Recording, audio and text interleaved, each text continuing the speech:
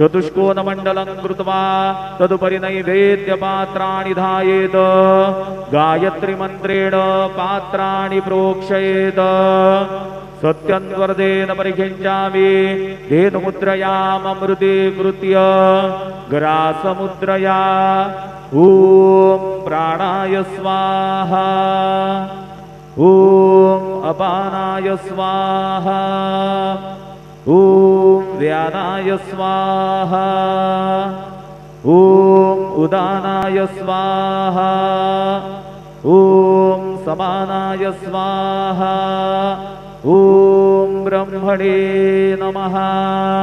नैवेद्यमध्ये पानीयं समर्पयामि पुनर्नैवेद्यं निवेदयामि ॐ प्राणाय स्वाहा ॐ अपानाय स्वाहा ॐ व्यानाय स्वाहा ॐ उदानाय स्वाहा ॐ समानाय स्वाहा ॐ ब्रह्मणे नमः।